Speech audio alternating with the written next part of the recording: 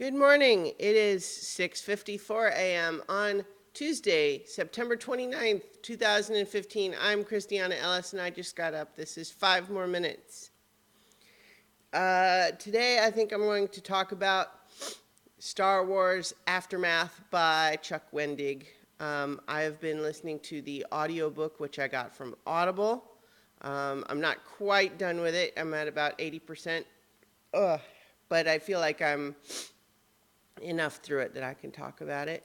What I'll say first is to just qualify my own perspective as these things go, is that I like the movies an awful lot.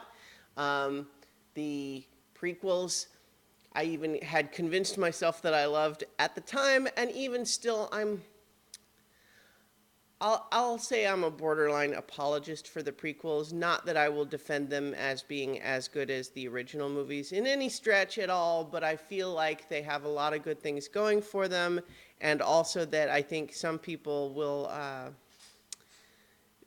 are willing to cut the original movies a lot of slack that they are not willing to cut the prequels, and I think that that's just emblematic of the people who saw one thing as a kid and have that nostalgia for it, and then saw the other thing as an adult and don't have that nostalgia for it. So that's where I come from as far as the movies go. I'll still qualify that the original trilogy is clear and away better than the prequel trilogy. So it's like no worries that I need to be committed for my own safety or anything. As far as like peripheral things, like the Star Wars Clone Wars TV show or the Rebels TV show currently, or all of the books and so on, is like I have read a few of what was known as the Expanded Universe books. I have read a few comics. I watched a little bit of both of those shows. And so and I like it all fine, but I've never been a devout follower of the Star Wars Expanded Universe. And so I wasn't even necessarily planning to read this book. But part of what made me do it, other than just realizing I had an Audible credit and, hey, look, it's right there, is that I had heard kind of through the grapevine that there was some weird sort of controversy, and the book was getting a lot of really negative user reviews, like 1-star, 2-star type user reviews. And so that always makes me suspicious. And it's something that's not altogether unpredictable, because I have to say, I don't know that I would turn it down if offered necessarily, but writing a Star Wars book, especially something like this, where it is like one of the first examples of the new canon, so to speak, it's like the most thankless task ever. It's got to be like hosting the Oscars.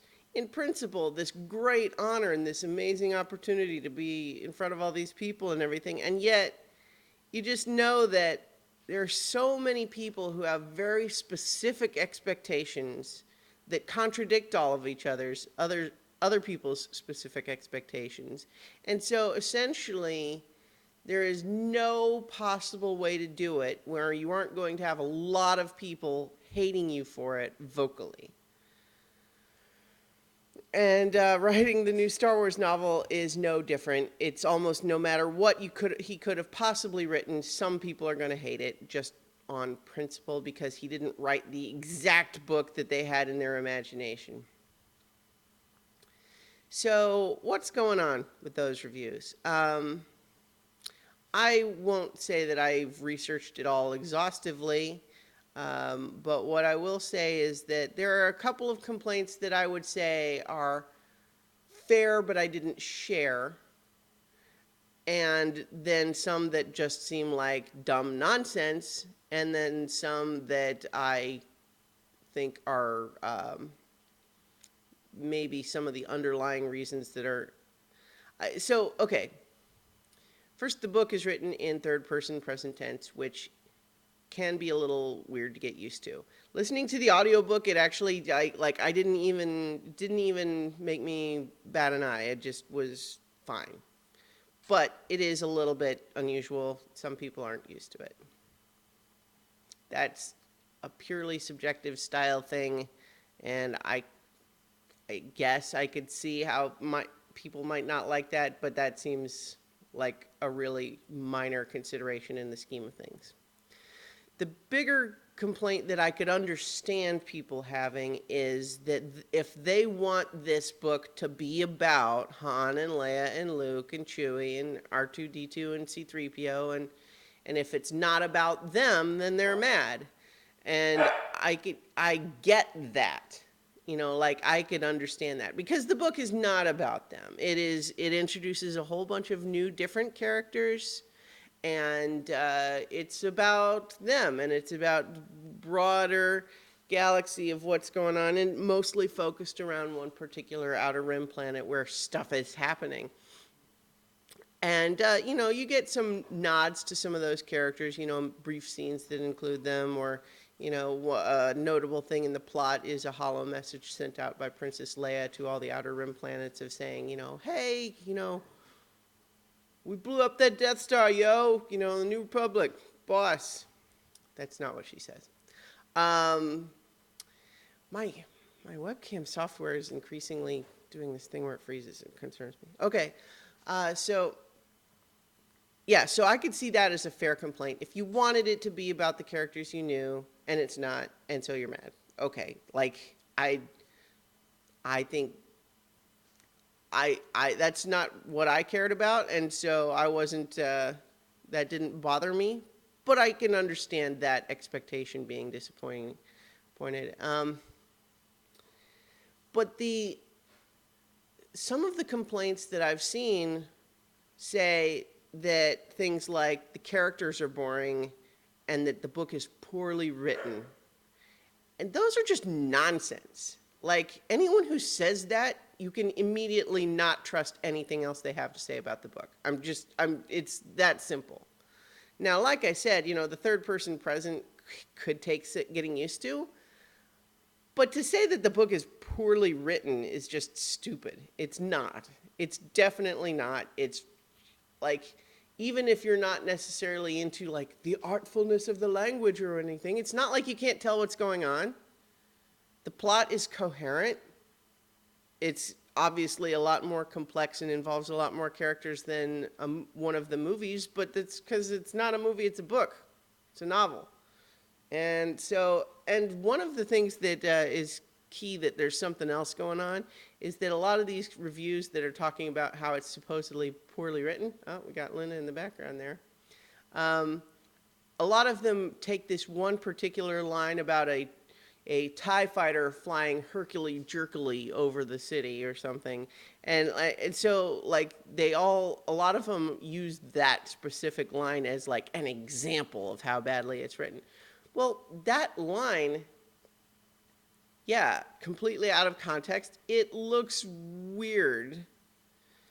But in context, I just recently got to the bit where that line happens, and in context, just before that line, something has happened that would make the TIE fighter not be flying normal. And so the line is just completely ordinary in context. And so the fact that several people, in just the little bit of reviews that I've read, I've seen like 5 different people trying to cite that line as example of why the book is written poorly. That speaks to me of like an online campaign going on, and not people just expressing their sincere feelings about the book. It becomes like symbolic of the people who are mad about the book for other reasons, and have to come up with that. And then as far as the characters being boring, I mean, I guess that could be subjective, but I don't find them boring. I like pretty much all of them. So, you got this ex-Imperial who, at least initially, kind of just keeps wanting to find a drink somewhere, but he's having kind of a crisis of conscience underneath all of that. Got this cool alien bounty hunter. You've got one of the Y-wing pilots in the Endor Death Star who's, attack, who's a mom and is now having feelings of regret that going off to war has left her son behind.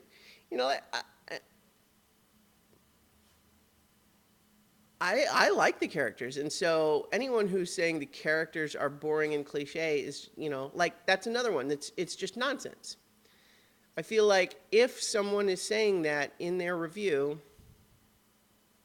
well, okay,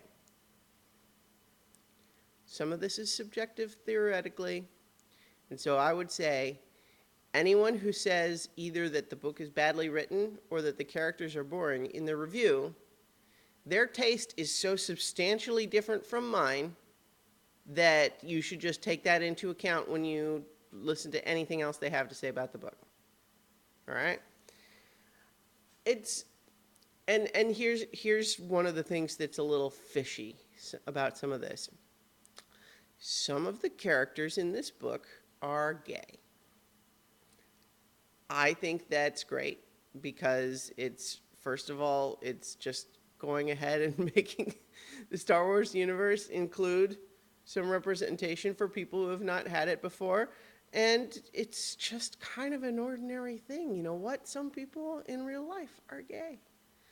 And the book doesn't make a big deal about it either. It's like enough that you know about it, and then that's it. It's not like the whole book is a romance story or something. And yet, what I feel like I've seen in a lot of the threads talking about these reviews is things like, it's totally not about how some of the characters are gay. It's just that the book is badly written. Now, I don't want to accuse everyone who didn't like this book of being homophobic. I don't think that's true. But it's maybe not 100% not true. In any case, to sum up, because I'm already at 12 minutes, I like the book a lot, more than I expected to even, and I didn't expect to not like it. One thing I can also say just about the audiobook version on Audible is that it's got lots of music and effects in it, and it's just about the perfect balance as far as I'm concerned. So the production of it, I think, is great. And I'm enjoying the book quite a bit. I will almost certainly buy the subsequent books in the series. So I like it a lot, and I think, though, that this online campaign of people giving it negative user reviews is just emblematic of how certain properties people take emotional ownership of, and there is just no way to satisfy them. It's a thankless task, and I think that's kind of a shame, and we'll just have to see how that plays out for the new one. Star Wars is... People are weird about Star Wars. So, I don't know. I'm excited for the new movie, but I also think it's a little weird how quickly certain segments of the online community turned on this book. And I started the attack machine for it, which, I don't know. Anyway, Star Wars Aftermath. I like it. I'll talk to you guys tomorrow for 5 more minutes, or maybe 13 in a bit if I get a bee under my bonnet. All right, bye.